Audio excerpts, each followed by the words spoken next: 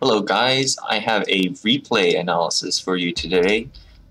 This game I was able to get 30 off of, which is partly why I wanted to cover it.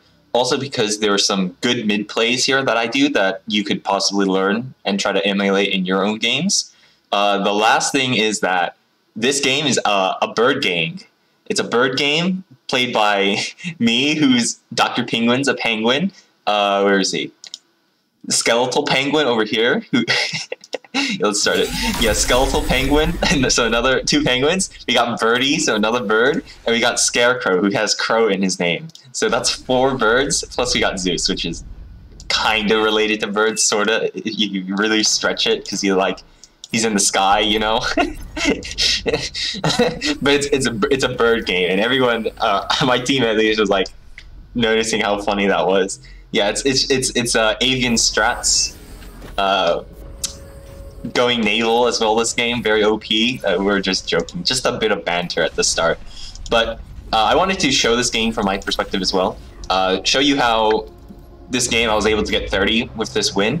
There's a couple concepts that I keep harping on about that are like very consistent that I notice across all tons of games that I win. It's the principle of like getting the mid position and then doing run buys. Those are like some key or getting past the midline, not the mid position. Yeah, getting past the midline and doing run buys. That's how you win games most of the time, or you win the lane.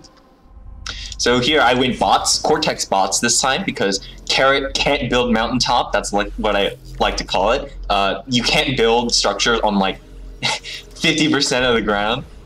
So it's just very annoying to deal with. But also, because there are so many hills, I think vehicles are actually kind of bad on this map, just because they're just going to have to deal with high ground so much that they're going to be too slow. So I decided to go Cortex bots this game, just because I felt like I wanted to kite with the grunts, because what else are you going to do on Carrot Top Mountain? Like, it's so big and wide open that you have the space to micro your units here. Yeah, so I'm going to play with my perspective. The opponent is Kobold and Stuck. I think that's Stuck. Yeah. We'll go with Stuck. He's Stuck. And my ally is Birdie. Now, this is a fairly even top lane, actually, in skill level. I'm a little ahead, but, you know, it is what it is. So here's one of the problems that the opponents misplay with, is if my commander's right here, if he wants to make this an even game, his commander should be right here. Okay, this mid mountain here is very important. Okay, it's like I talk about this in like other videos or like all the time. Getting past the midline, which is right on this mountaintop, it's like getting your foot through the door. Okay, it doesn't win you the game immediately, but it puts you up these mexes and denies the close by mexes, which lets you get the advantage, which snowballs over time, because that is metal per second, like 6 metal per second that could be denied if his commander was right here right now. But he lets me get this mountaintop, which is like a big reason I'm able to succeed here. Yeah, the spectators are talking about the avian composition. Okay, I also want to talk about how, because I don't have to do all that much at the base, you just queue commands, like there's all of these queues your units are producing, you can now micro your units. So I took out 1 pawn already, and I'm just kiting from max range with these guys, because my entire focus can be on harassment right here. And now he does use his commander to make a defense line here. And so what I notice is, you know, he's got a defense line here, so let's reroute our units this way and pressure his base. Force his units to defend, allowing time for my Rocketeers, the rocket bots, to get to the front line, because they take a while to get there. They have a slow movement. So we're going to continue kiting and just get absolutely monsterly good trades with these grunts higher range. What's the range difference? 230 versus... Where is it? Where did it say? Line of sight. Why does it not say? I'm not sure why it doesn't say, but grunts have a range advantage against pawns, so I'm just abusing that. As soon as they get close, I start kiting them away, and I try to run sort of diagonally into them so they don't run too fast into them. See, we're just getting monster good trades because we're just abusing the grunt range here. We queued so many commands at home that we're able to get good trades here. And at this point, we see that there's a lot of heat on us. We got a commander, we got tanks, we got these plasma bots, and it's time to get out. It's time to bug out here. we pulled their army and attention way back, and that means our rocket pods are now already here, basically. What's more is that the pink player has not taken this hill as well. This is even behind the midline, and my ally is now taking that hill. So now we're doubly ahead of the midline here. The midline is like right on this hill. Look at how much ground we are contesting.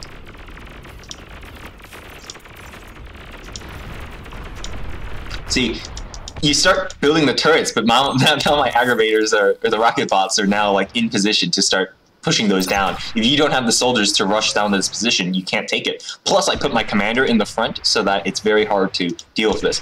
If he instead does something like this, where he just runs by, I have to deal with I have to have my grunts take care of them. But if he has a lot of forces and I only have 5 grunts, I can't deal with that. Although I have streaming reinforcements, but it might struggle if they're really fast pawns and there's like 15 pawns. Like right here, I was afraid he was going to go for my aggravator, so I had my units rallying up here as well. Also blocks the run by. But then I see his units are up here, so my aggravators are just going to push this side here. They're covered by the turrets as well. I am power stalling a little bit, but you know, you just queue a bunch of commands. I'm guessing that's why. Right here. Okay. I also notice, I'm slowing it down here. He's made his concentration of units right here. That enables me to just run by right now. And that's exactly what I do. His commander is here. His turrets are here. His soldiers are here, right? You just run by. Let's go back to normal speed. You just run by, and it forces him to choose to defend, send his reinforcements there, or to, like, you know, let the run by and let the, like, you know, it puts him in a really tough spot because now these guys are fighting it back here. But this is also happening because they're running by. They're getting a max. They're going to do damage. It's looking really bad for him at this point. He's lost the mid position. The aggravators are now pushing in. The commander is gaining that ground with turret creep, and it's just looking really bad for him. I was a little surprised he had this turret up here, and it really slows down this the damage that could have been done here. But I get at least, I think, 2 mexes here. Which is actually 3 because there's 1 back here, so that's 6 metal per second denied. That's also really huge. On top of the mid position loss, it's looking pretty grim. Now, pink did take this hill back, I believe, so little consolation. I think this gets killed right about over here somewhere. Yeah, not able to get that next here, but that's a lot of damage that was done. I gained ground, look, about 1 turret's range of ground here, and I get the reclaim that was there. It was about 300 or so. That means the next army is now approaching, can now approach after all that space was made. That play gives me ground, which pressures pink to try to cover for orange, and now that just causes this line to collapse as well. Birdie is able to move up to this position, take the hill, and now we're just going to crush them over time because we have the higher income advantage. Additionally, we're going to continue to use and rely on our turrets to take even good trades. Like, we just sort of creeped up on them. They didn't have like artillery to deal with our turret creep, and they didn't have the soldiers to stop our rocketeers, so they got crept on. Let's see. I do have, at this point, I remember Birdie's able to take out the pink's comm, who was not defended by the soldiers, because pink is covering orange's line. I remember orange and pink contest me for this hill continuously, preventing me from getting the comm, but Birdie's able to go get that for me. Yeah, I did a thug switch as well. Grunts are good, but honestly, I think for both factions, the medium or light plasma bots are just a better switch if you can support it with your economy. They just have more HP and do like decent damage, and they have good range. They are a little slow, and so this is why my front line is a little starved for soldiers right now, and so we're taking a battering. But it's a really bad decision to push into turrets. There's absolutely nothing of value here, actually. There's absolutely nothing of value here. Like, if you were to just go like this, That would be a lot better because he would force my troops out of the turret range and he would be able to take a better trade. Instead, he's just fighting into my turrets. I want him to fight in here. He's also giving me the reclaim, about 1,000 reclaim, plus the 2,000 over here that he's not reclaiming. I was a little surprised. I thought they would get the reclaim here, but they didn't. So I'm just busy fighting here. I tell my ally that I can't because I'm dealing with plasma bots. I think there's... I feel like there's more like reinforcements coming in, so I feel very pinned down right here. But once these are killed, it turns out that Orange has no economy left because he's given up this many mexes. And he's been taking damage from the run by. So once these plasma bots retreat or get taken out, I'm like, wow, there's really nothing left. Yeah, I'm gonna speed up a little bit. Pink is doing his last push here as well. And look at this, look at that. 2,000 metal without the commander. Actually, if you take it all into consideration, it's like 5,000 to 6,000. That's just game losing right there. And so now we have this territory. I'm building turrets to cover the reclaim field, cover the mexes as well. Birdie's getting the calm. They lost this fight now. This game's over. At least for the top lane. I'm just looking at the top lane for this beginning of the replay. The mid line does its stuff, but I'm just looking at why this top lane lost. It's mainly because he gave up this mid hill too early.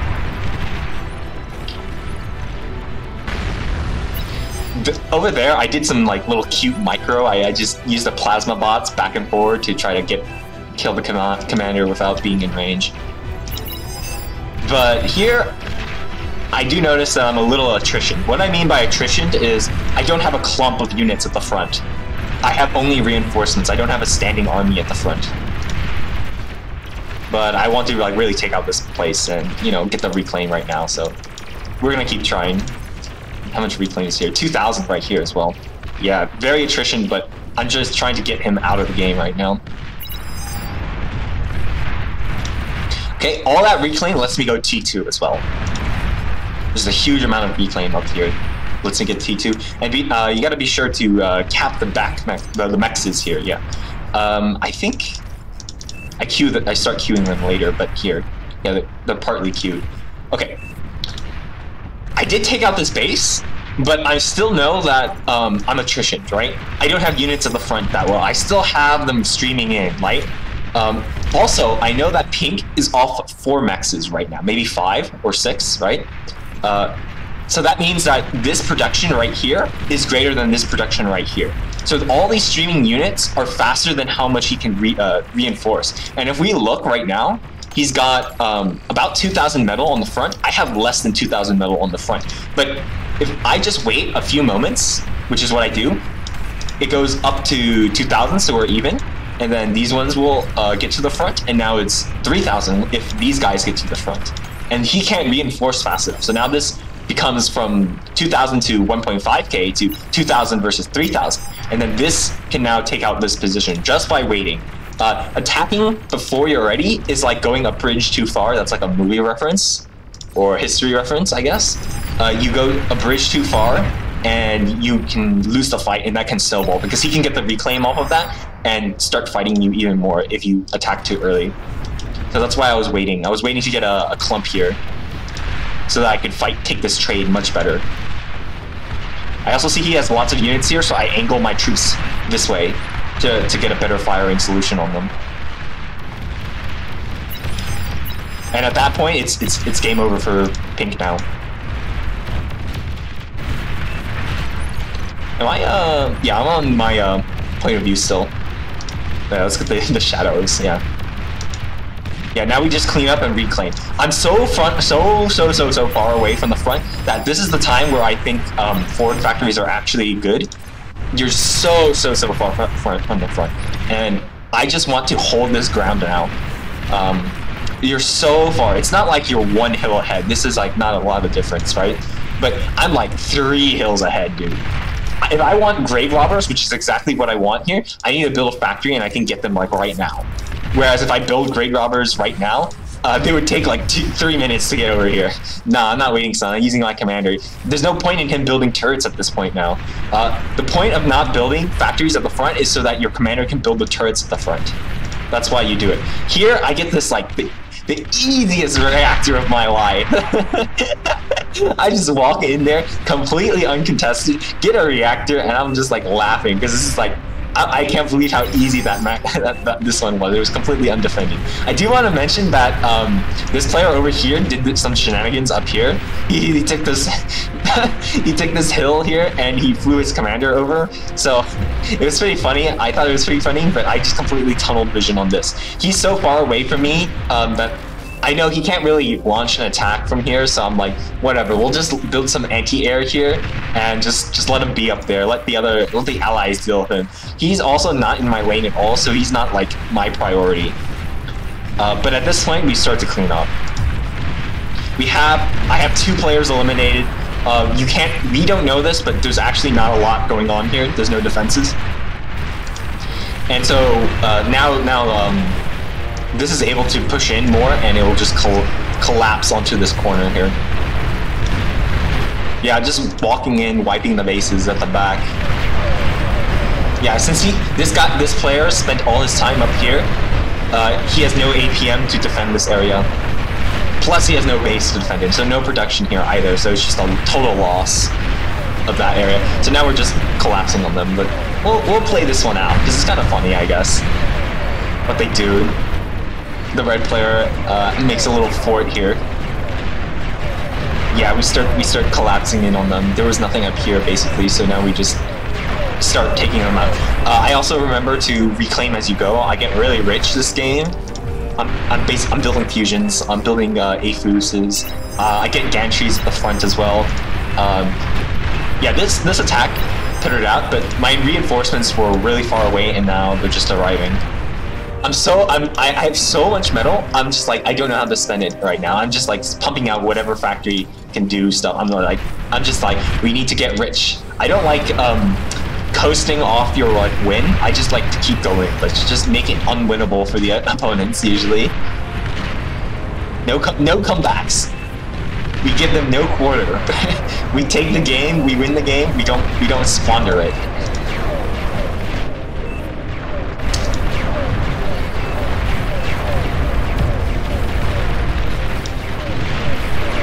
Yeah, I think they were complaining about this player because this didn't achieve all that much. Now, I will say that it doesn't look like it achieved that much, but look, it denies these 5 mexes, which is something, you know, it's something. It distracts these players here. It also, if this had not lost, right? If this had been like battling right here, this would have actually been a pretty decent play, actually, I would think, because it's just so annoying to take out these hills. This would have been an absolute headache. It's denying 5 mexes, so like, not totally bad, but you know, there's pros and cons to everything. The con is, if you lose the top lane, this happens, and you're stuck on an island where you can't really do all that much. Okay, my units are so far away, actually, that it's kind of difficult for me to push because my units have different move speeds and they arrive at the front at different times.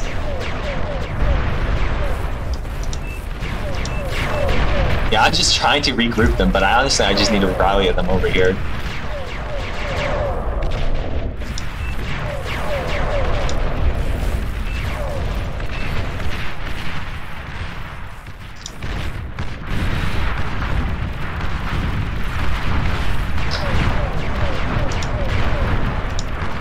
Yep, there's the replay, so I hope you learned something about getting the mid position, pushing past the mid line, and then doing run-bys. Those are what win you the round. Win you the lane.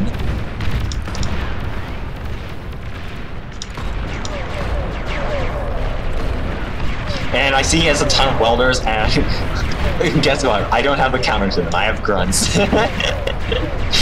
So I'm like, oh great, I can't actually end this by myself. I have to just hold here and prevent him from getting the reclaim or the mexes. My allies will just have to push in for me. I'm like, okay, we'll just do this slowly.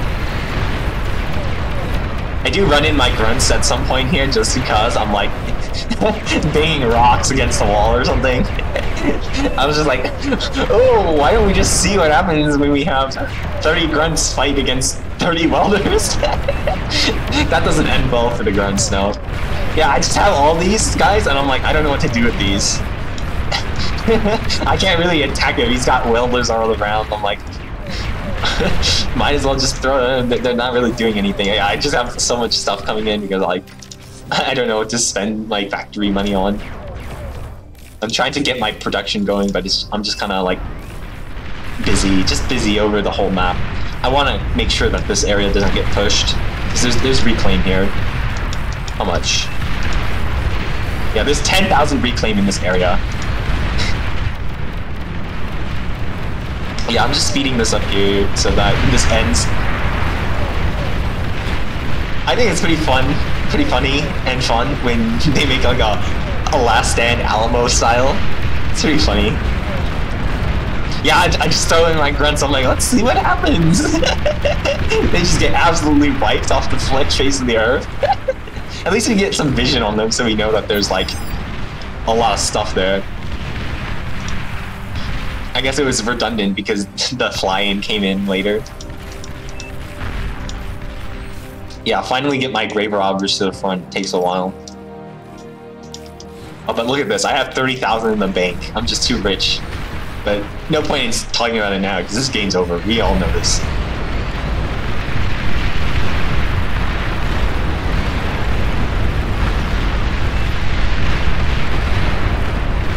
Birdie does something funny. He cloaks his commander and he runs it in from the side and deguns the enemy commander. It was pretty funny. I didn't notice it. I only noticed it when I was watching the replay earlier.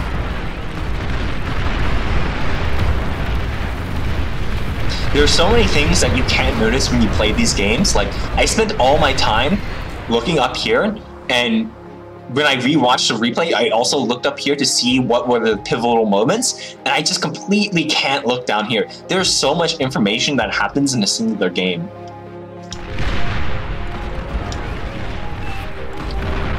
If this was like pushing in, I would have no way to stop that either. I just have to focus on my lane. I am so far away, it takes forever for you to defend that if you're not on the lane.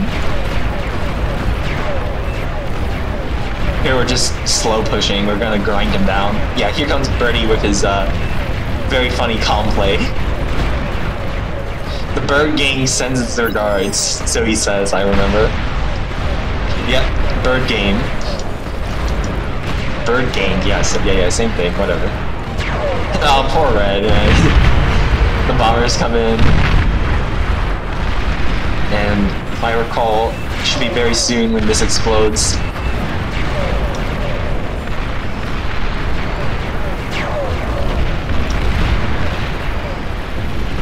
Ooh, that was a nice D-gun, but... Yep, explodes. That's it. So that's game. That's how I got 30, guys. It's 29.7, but it will show 30 in the lobby, which is what matters. So, yeah, I got 30 rank off this game. So hopefully you learned something about the mid position, I guess, or the mid line. Yeah. I got to overview again. You set up your economy and your base, and you have your commander leave as early as possible. That's when you have like more than 5 P-gens of any kind. I guess like you have like a decent power economy. You have your constructors out at the base. You're building a turret, and you can move your commander out. And you want to get past the midline.